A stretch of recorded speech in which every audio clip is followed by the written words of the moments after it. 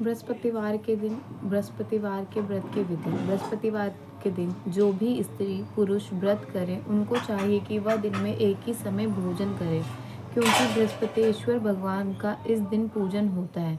भोजन पीले चने की दाल आदि का करें, परंतु नमक नहीं खावें, और पीले वस्त्र पहने, पीले ही फलों का प्रयोग करें, पीले चंदन से पूजन करें। पूजन के बाद प्रेम पूर्वक गुरु महाराज की कथा सुननी चाहिए। इस व्रत को करने से मन की इच्छाएं पूरी होती है और बृहस्पति महाराज प्रसन्न होते हैं। धन, पुत्र, विद्या, मनवांछित फलों की प्राप्ति होती है। परिवार को सुख तथा शांति मिलती है। इसलिए यह व्रत सर्वश्रेष्ठ और अति फलदायक है। सब स्त्री व पुरुष के लिए कथा और पूजन के समय मन, कर्म, वचन से शुद्ध होकर जो इच्छा हो बृहस्पति देव से प्रार्थना करनी चाहिए। उसकी इच्छाओं को बृहस्पति देव अवश्य ही पूर्ण करेंगे, ऐसा मन में दृढ़ विश्वास रखना चाहिए। अतः श्री बृहस्पतिवार व्रत कथा। एक समय की बात है कि भारतवर्ष में एक राजा राज्य करता था। वह बड़ा ही प्रतापी और दानी था। वह नित्य प्रतिदिन मंदिर में दर्शन करने जाता। वह ब्राह्मण और गुरुदेव की सेवा किया करता था। उसके दरवाजे से कोई भी निराश होकर नहीं लौटता तथा वह प्रत्येक गुरुवार को व्रत रखता एवं पूजन करता था। हर एक दिन गरीबों की सहायता करता था, परंतु यह सारी बातें उसकी रानी को अच्छी नहीं लगती थी। वह ना तो व्रत करती, ना ही किसी को एक दमड़ी दान में देती थी तथा राजा से भी ऐसा करने को मना किया करती थी। एक समय की बात है कि राजा तो शिकार खेलने वन को गए थे। महल में रानी और दासी थी। उस समय बृहस्पति देव एक साधु का रूप धारण कर राजा के दरवाजे पर भिक्षा मांगने आए तथा भिक्षा मांगी तो रानी कहने लगी, हे साधु महाराज, मैं इस दान पुण्य से तंग आ गई हूँ। मेरे से तो घर का कार्य ही समाप्त नहीं होता। इस कार्य के लिए तो मेरे पति देव से ही बहुत है। अब आप इस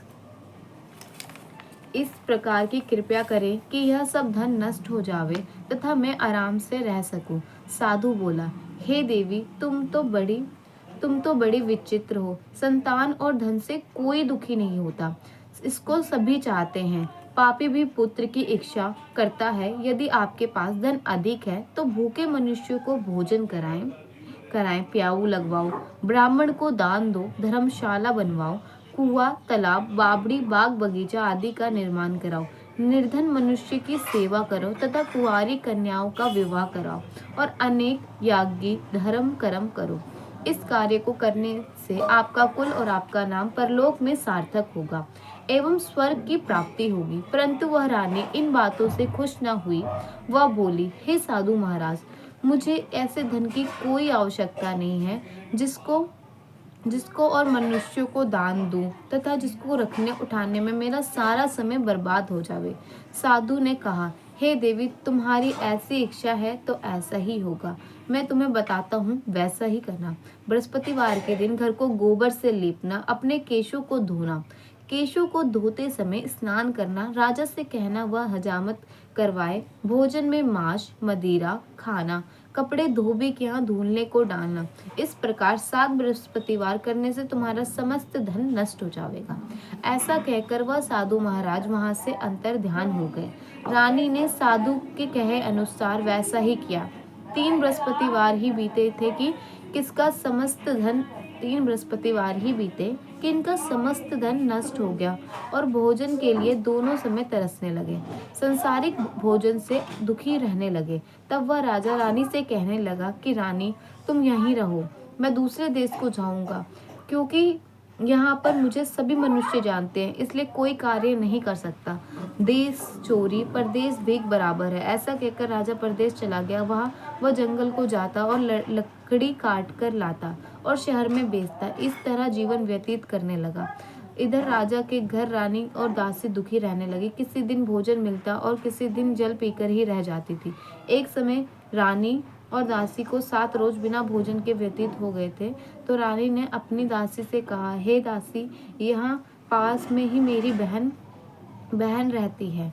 वह बड़ी धनवान है, तो उसके पास जा और वहां से 5 सेर भेजर मांगला, जिससे कुछ समय के लिए गुजर हो जाएगी। इस प्रकार रानी की आज्ञा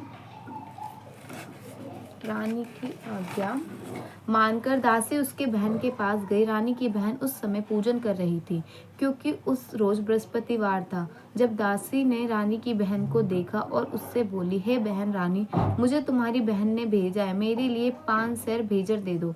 इस प्रकार दासी ने अनेक बार कहा, परंतु रानी ने कोई उत्तर नहीं दिया, क्योंकि वह उस समय बृहस्पतिवार की व्रत की कथा सुन रही थी। इस प्रकार जब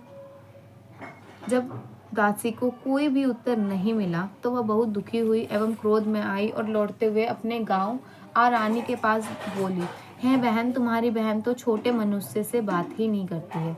मैंने उससे कहा तो उसने कोई उत्तर नहीं दिया। मैं वापसी चली आई। रानी बोली, हे दासी, इसमें उसका कोई दोष नहीं है। जब बुरे दिन आते हैं तब कोई सहारा नहीं होता। अच्छे बुरे का पता तो विपत्ति में ही लगता है। जो ईश्वर की इच्छा होगी वही होगा। यह सब हमारे भाग्य का दोष है। इधर उस रानी ने देखा कि मेरी बहन की दासी आई थी, परंतु मैं उससे कुछ ना बोली। इससे वह बहुत ही दुखी होगी।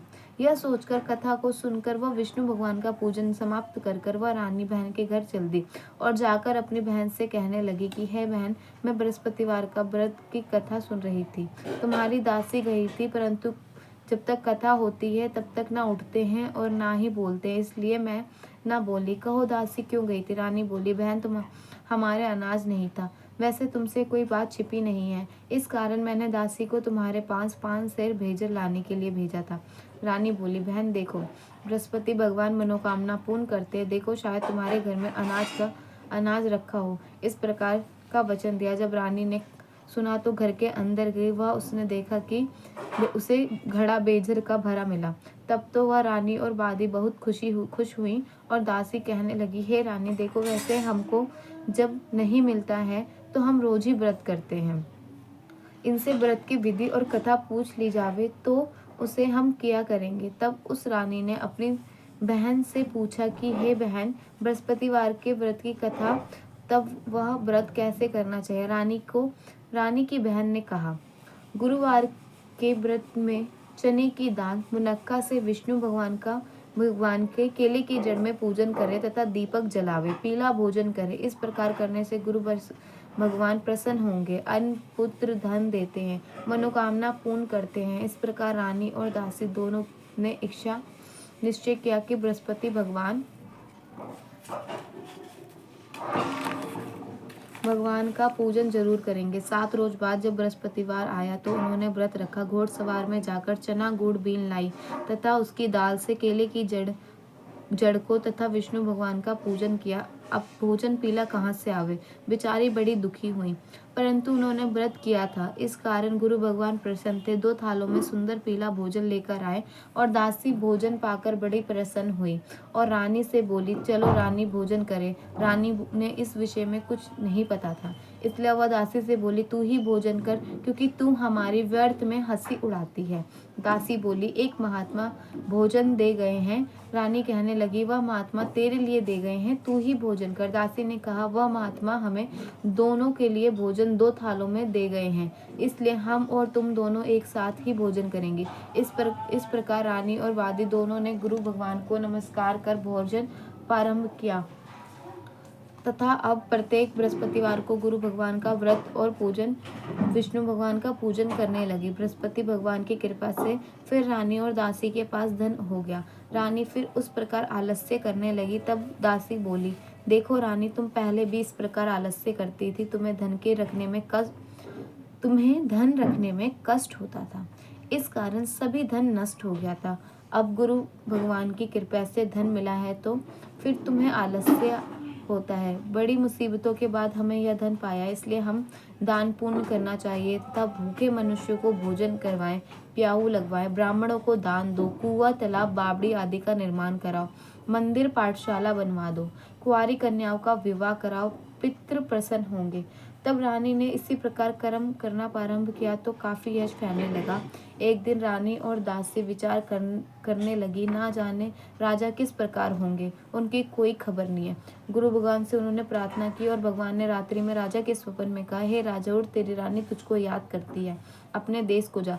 राजा प्रातःकाल उठा और विचार करने लगा कि स्त्री जाति खाने और पहनने की साड़ी होती है, पर भगवान की आज्ञा मानकर वह अपने नगर के लिए चलने के लिए तैयार हुआ। इससे पूर्व राजा प्रदेश में प्रतिदिन जंगल में से लकड़ी बीन कर लाता, उन्हें शहर में बेचकर अपना दुखी जीवन बड़ी कठिनाइयों से व्यतीत करता था। एक दिन राजा दुखी हो अपनी पुरानी बातों को याद करने लगा। तब वह जंगल में बृहस्पति देव एक साधु का रूप धारण कर आ गए और राजा के पास आकर बोले, हे लकड़हारे, तुम इस सुनसान जंगल में किस चिंता में बैठे हो, मुझको बतलाओ। यह सुनकर राजा के नेत्रों में जल भर आया और साधु से वंदना कर बोले, हे प्रभु, आप सब कुछ जानते हो। इतना कह साधु को अपनी संपूर्ण कहानी सुनाई। महात्मा दयालु होते हैं। उनसे बोला, हे राजा, तुम्हारी स्त्री ने बृहस्पति देव का अपराध किया था, जिस कारण तुम्हारी यह दशा हुई। अब तुम किसी प्रकार की चिंता मत करो, भगवान तुम्हें पहले से अधिक धन देगा। देखो, तुम्हारी स्त्री ने भी गुरुवार का व्रत प्रारंभ कर दिया है और तुम मेरा कहा मानकर बृहस्पतिवार को व्रत करना।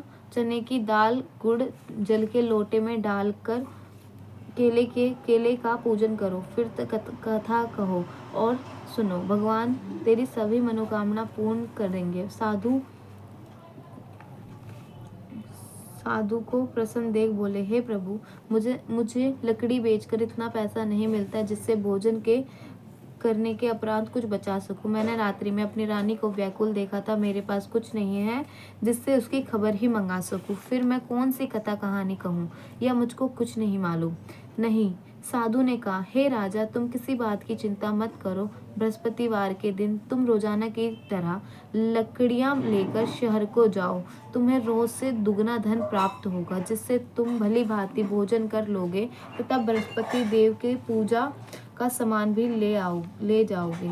बृहस्पतिवार की कहानी निम्न रूप प्रकार की है। बृहस्पति देव की कहानी। प्राचीन काल में एक ब्राह्मण थे। वह बहुत निर्धन थे। उनको कोई भी संतान नहीं थी। उनकी स्त्री बहुत मलिनता के साथ रहती थी। वह ना स्नान करती, ना किसी देवता का पूजन करती। सर्वप्रथम उठकर भोजन करती थी, बाद में अन्य कार्य करती थी। इससे ब्राह्मण देवता बड़े ही दुखी थे। बेचारे बहुत कुछ करते थे, किंतु उसका कोई परिणाम ना निकला। भगवान की कृपा से ब्राह्मण की स्त्री को कन्या रूपी रतन पैदा हुआ। वह कन्या धीरे धीरे बड़ी होने लगी। वह बालिका प्रातः स्नान कर विष्णु भगवान का जाप करने लगी। बृहस्पतिवार को व्रत करने लगी। अपने पाठ को समाप्त कर स्कूल जाती तो अपनी मुट्ठी में जौ भर ले जाती और पाठशाला के मार्ग में डालती जाती। तब यह जौ स्वर्ण के हो जाते। लौटते समय उनको बीन कर घर ले जाती। एक दिन वह बालिका सूप में उन सोने के जौ को फटक कर साफ कर रही थी, तो उसके पिता ने देख लिया और कहा, हे बेटी, सोने के जौ को साफ फटकने के लिए सोने का सूप होना चाहिए। दूसरे दिन गुरुवार था। इस कन्या ने व्रत रखा और बृहस्पति देव से प्रार्थना करके कहा कि मैंने आपकी पूजा सच्चे मन से की हो तो मेरे लिए सोने का सूप दे दो। बृहस्पति देव ने उसकी प्रार्थना को स्वीकार कर रोजाना की तरह वह कन्या जौ फैलाती हुई जाने लगी। जब लौटकर जौ बीन रही थी तो बृहस्पति देव की कृपा से उसे सोने का सूप मिला। उसे वह घर ले आई और उसे जौ साफ करने लगी, परंतु उसकी माँ का वही ढंग था। एक दिन की बात है कि वह कन्या सोने के सूप में जौ साफ कर रही थी। उस समय उस शहर के राजपुत्र वहां से होकर निकले। इस कन्या के रूप और कार्य को देखकर मोहित हो गए तथा अपने घर आकर भोजन तथा जल त्याग कर उदास ही लेट गए। राजा को इस बात का पता चला तो अपने मंत्रियों के साथ उसके पास गए और बोले, हे बेटा, तुम्हें किस बात का कष्ट है? किसी ने अपमान किया है अथवा कोई कारण हो सो कहो, मैं वही कार्य करूँगा जिससे तुम प्रसन्न हो। अपने पिता की राजकुमार ने सब बातें सुनी और वह बोला, मुझे आपकी कृपा से किसी बात का कोई दुख नहीं है, किसी ने मेरा अपमान नहीं किया, परंतु मैं उस लड़की के साथ विवाह करना चाहता हूँ जो सोने के सूप में जौ साफ कर रही थी। यह सुनकर राजा आश्चर्य में पड़ा और बोला, हे बेटा, इस तरह की कन्या का पता लगाओ, मैं इससे के साथ तेरा विवाह अवश्य करवा दूंगा। राजकुमार ने लड़की के घर का पता बतलाया। तब मंत्री उस लड़की के घर गए और ब्राह्मण देवता को सभी हाल बताया। ब्राह्मण देवता राजकुमार के साथ अपनी कन्या का विवाह कराने के लिए तैयार हो गया तथा विधि के अनुसार ब्राह्मण की कन्या का विवाह राजकुमार के साथ हो गया। कन्या के घर से जाते ही पहले के भांति उस ब्राह्मण देवता के घर में गरीबी का निवास हो गया। अब भोजन के लिए भी अन्न बड़ी मुश्किल से मिलता था। एक दिन दुखी होकर ब्राह्मण देवता अपनी पुत्री के पास गए और बेटी ने पिता के दुखी अवस्था को देखा और तथा अपनी माँ का हाल पूछा। तो तत्पश्चात ब्राह्मण का कुछ समय सुखपूर्वक व्यतीत हुआ। कुछ दिन बाद फिर वही हाल हो गया। ब्राह्मण फिर अपनी कन्या के यहाँ गए और सभी हाल कहा तो लड़की बोली, हे पिताजी, आप माता जी को यहाँ लिवा ले आओ, मैं उन्हें विधि बता दूंगी जिससे गरीबी दूर हो जाएगी। वह ब्राह्मण देवता अपनी स्त्री को लेकर पहुँचे तो पुत्री अपनी माँ को समझाने लगी, है माँ, तुम प्रातःकाल उठकर सर्वप्रथम स्नान कर विष्णु भगवान का पूजन करो तो सब दरिद्रता दूर हो जाएगी। परंतु उसकी माँ ने एक भी बात नहीं मानी और प्रातःकाल उठकर अपनी पुत्री के बच्चों का जूठन खा लिया। एक दिन उसकी पुत्री को बहुत ही गुस्सा आया और एक रात कोठरी से सभी सामान निकाल दिया और एक रात के लिए अपनी माँ को उसमें बंद कर दिया। प्रातःकाल उसमें से निकालकर स्नान कराकर पाठ करवाया तो उसकी माँ की बुद्धि ठीक हुई और फिर प्रत्येक बृहस्पतिवार को व्रत रखने लगी। इस व्रत के प्रभाव से उसकी माँ भी बहुत धनवान तथा पुत्रवती हो गई। बृहस्पति जी के प्रभाव से स्वर्ग को प्राप्त हुई तथा वह ब्राह्मण भी सुख भोगकर इस लोक से सुख भोगकर स्वर्ग को प्राप्त हुआ। इस तरह कहानी कहकर साधु देवता वहां से लोप हो जाते हैं। धीरे धीरे समय व्यतीत होने पर फिर वही बृहस्पतिवार का दिन आया। राजा जंगल से लकड़ी काटकर किसी शहर को बेचने गया तो उसे उस दिन से अधिक पैसा मिला। राजा ने चना और गुड़ आदि लाकर गुरुवार का व्रत किया। उस दिन से सभी कलेश दूर हुए। परंतु जब दोबारा गुरुवार का दिन आया तो बृहस्पतिवार का व्रत करना भूल गया। इस कारण बृहस्पति भगवान नाराज हो गए। उस दिन उस नगर के राजा ने विशाल यज्ञ आयोजन किया था तथा शहर में घोषणा करवा दी थी कि कोई भी मनुष्य अपने घर भोजन ना बनाए, समस्त जनता मेरे यहाँ भोजन करने आवे। इस आज्ञा को जो ना मानेगा उसके लिए फांसी की सजा दी जाएगी। इस तरह की घोषणा संपूर्ण नगर में करवा दी। राजा की आज्ञा अनुसार शहर के सभी लोग भोजन करने गए, लेकिन लकड़हारा नहीं पहुंचा। राजा के कर्मचारी अपने साथ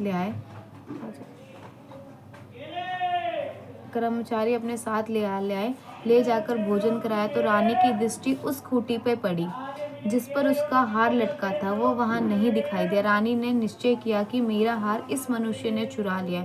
उसी समय पुलिस को बुलाकर उसको जेलखाने में डलवा दिया। इस प्रकार राजा जेलखाने में पड़ गया और बहुत दुखी होकर विचार करने लगा कि ना जाने कौन से पूर्व जन्म के कर्म है मेरे साथ ये दुख प्राप्त हो रहा है। और उसी साधु को याद करने लग गया कि जंगल में मिले थे। उसी समय तत्काल बृहस्पति देव एक साधु के रूप में प्रकट हो गए और उसकी दशा को देखकर कहने लगे, अरे मूर्ख, तूने बृहस्पति देवता की कथा नहीं की थी, इस कारण तेरे लिए यह दुख प्राप्त हुआ है। अब चिंता मत कर, बृहस्पतिवार के दिन जेलखाने के दरवाजे पे 4 पैसे पड़े मिलेंगे, उनसे तू बृहस्पति देव का पूजन करना, तेरे सभी कष्ट दूर हो जाएंगे। बृहस्पतिवार के रोज उसे 4 पैसे मिले। राजा ने कथा कही। उसी रात्रि को बृहस्पति देव ने उस राजा को सपन में कहा, हे राजा, तुमने जिस आदमी को जेलखाने में बंद किया था वह निर्दोष है, वह राजा है, उसे छोड़ देना। रानी का हार उसी खूंटी पर लटका हुआ है, तू ऐसा नहीं करेगा तो मैं तेरा सब राज्य नष्ट कर दूंगा। इस तरह रात्रि में स्वप्न को देखकर राजा उठा और खूंटी पर हार देखकर लकड़हारे को बुलाया, क्षमा मांगी तथा राजा को सुंदर वस्त्र आभूषण देकर विदा किया तथा गुरुदेव के आज्ञा अनुसार राजा अपने नगर को चल दिया। राजा जब नगर के निकट पहुंचा तो उसे बड़ा निश्चय हुआ कि नगर में पहले से अधिक बाग, तालाब, कुआं तथा सभी धर्मशालाएं और मंदिर पुता था। राजा ने पूछा कि यह सब बाग धर्मशाला हैं। तब नगर के सब लोग कहने लगे कि यह सब रानी और वादी का है। तो राजा को आश्चर्य हुआ और गुस्सा भी आया। जब रानी ने देखा और खबर सुनी कि राजा आ रहे हैं तो उसने वादी को कहा कि ए दासी, देख राजा हमको कितनी बुरी हालत में छोड़ गए थे। वह हमारी ऐसी दशा देखकर लौट ना जाए, इसलिए तू दरवाजे पर ही खड़ी हो जा। आज्ञा अनुसार दरवाजे पर ही दासी खड़ी हो गई। राजा आए तो उन्हें अपने साथ लेवा लाई। तब राजा ने क्रोध में आकर अपनी तलवार निकाली और पूछने लगे, यह सब धन तुम्हें कैसे प्राप्त हुआ? तब रानी ने कहा, हमें यह सब धन बृहस्पति देव के इस व्रत के प्रभाव से प्राप्त हुआ है। राजा ने निश्चय किया कि 7 रोज बाद तो सभी बृहस्पति देव का पूजन करते हैं, परंतु मैं रोजाना ही दिन में 3 बार कहानी कहा करूंगा तथा रोज व्रत किया करूंगा। अब हर समय राजा के दुपट्टे में चने की दाल बंधी रहती थी तथा दिन में 3 बार कहानी कहते थे। एक रोज राजा ने विचार किया कि चलो अपनी बहन के यहाँ हो आऊं। इस तरह निश्चय कर राजा घोड़े पर सवार हो अपनी बहन के यहाँ चलने लगा। मार्ग में उससे देखा कि एक आदमी एक मुर्दे को लिए जा रहे थे। उन्होंने रोका और कहा, राजा ने, अरे भाई, मेरी बृहस्पति की कहानी सुन लो। वे बोले, हमारा तो आदमी मर गया है, इसको अपनी कथा की पड़ी। आदमी बोले, अच्छा कहो, हम तुम्हारी कथा सुनेंगे। राजा ने कथा शुरू करी और जब कथा आदि हुई तो मुर्दा हिलने लग गया और जब कथा समाप्त हो गई तो राम राम कहकर वह मनुष्य खड़ा हो गया। आगे मार्ग में उसे एक किसान खेत में हल चलाता हुआ दिखा।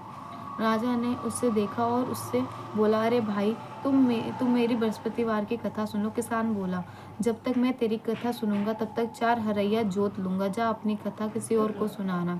इस तरह राजा आगे चलने लगा।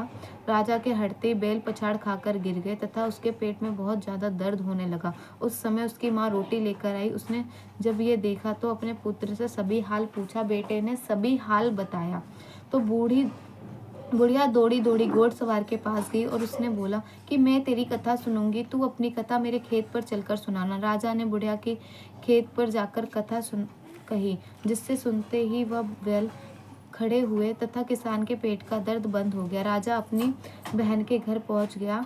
बहन ने भाई की खूब स्वागत की। दूसरे रोज प्रातःकाल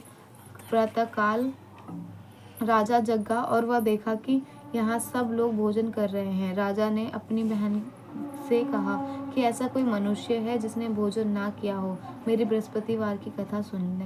बहन बोली, हे भैया, ये देश ऐसा ही है। पहले यहाँ लोग भोजन करते हैं, बाद में अन्य कार्य करते हैं। अगर कोई पड़ोस में हो तो मैं देखाऊं। अब वह कहकर देखने चली गई, परंतु उसे कोई भी ऐसा व्यक्ति नहीं मिला जिसने भोजन ना किया हो। अतः वह एक कुम्हार के घर गई जिसका लड़का बीमार था। उसे मालूम हुआ कि उसके यहाँ 3 रोज किसी ने भी भोजन नहीं किया। रानी ने अपने भाई की कथा सुनने के लिए कुम्हार से कहा तो वह तैयार हो गया। राजा ने जाकर बृहस्पतिवार की कथा कही, जिसे सुनकर वह लड़का ठीक हो गया। अब तो राजा की प्रशंसा होने लग गई।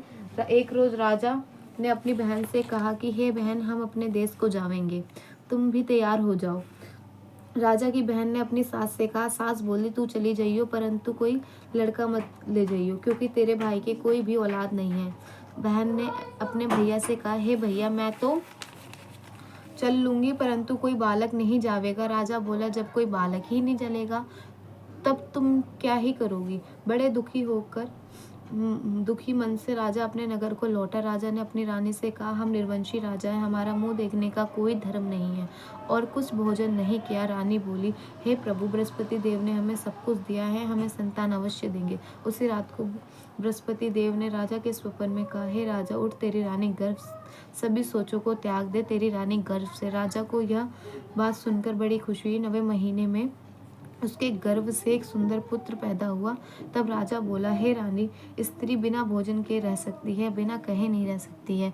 जब मेरी बहन आवे तो तुम उससे कुछ कहना मत। रानी सुनकर हाँ बोल दी। उसके राजा की बहन ने जब शुभ समाचार सुना तो बहुत खुश हुई और बधाई लेकर अपने भाई के यहाँ आई।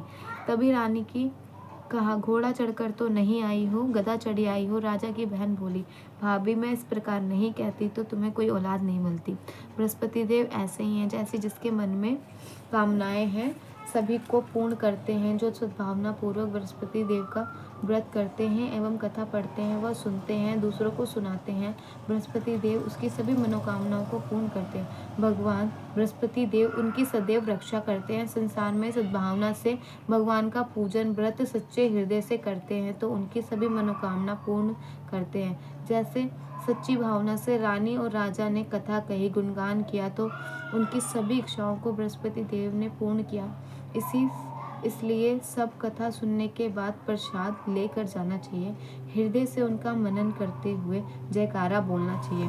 बोलो बृहस्पति देव की जय, विष्णु भगवान की जय।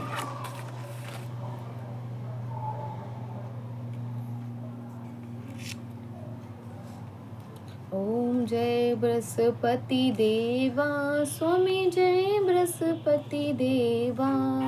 छिन छिन भोग लगाऊं, छिन छिन भोग लगाऊं, कदली फल मेवा। ओम जय बृहस्पति देवा, तुम पूर्ण परमात्मा, तुम अंतर्यामी, स्वामी तुम अंतर्यामी।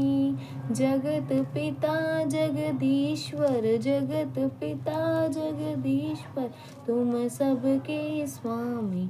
ओम जय बृहस्पति देवा, सकल मनोरथ दायक, सकल मनोरथ दायक, कृपा करो वरता, स्वामी कृपा करो। जगत पिता जगदीश्वर, जगत पिता जगदीश्वर, तुम सबके स्वामी। चरण निज निज निर्मल, सब पातक हरता, स्वामी सब पातक हरता। सकल मनोरथ दायक, सकल मनोरथ दायक, कृपा करो भरता। ओम जय बृहस्पति देवा, तन मन धन अर्पण कर, जो जन शरण पड़े प्रभु, जो जन शरण पड़े। प्रभु प्रकट तब होकर, प्रभु प्रकट तब होकर, आकर द्वार खड़े। ओम जय बृहस्पति देवा, दीन दयाल दयंधि, भगतन हितकारी, स्वामी भगतन हितकारी। पाप दोष सब हरता, पाप दोष सब हरता, भाव बंधन हारे। ओम जय बृहस्पति देवा, सकल मनोरथ दायक, सब संशय तारो, स्वामी सब संशय तारो। विषय विकार मिटाओ, विषय विकार मिटाओ, संतन सुखकारी। ओम जय बृहस्पति देवा, जो कोई आरती तेरी प्रेम सहित गावे, स्वामी प्रेम सहित गावे। चेष्टानंद बंद सो निश्चय फल पावे। ओम जय बृहस्पति देवा। बोलो बृहस्पति देव की जय, विष्णु भगवान की जय। जय।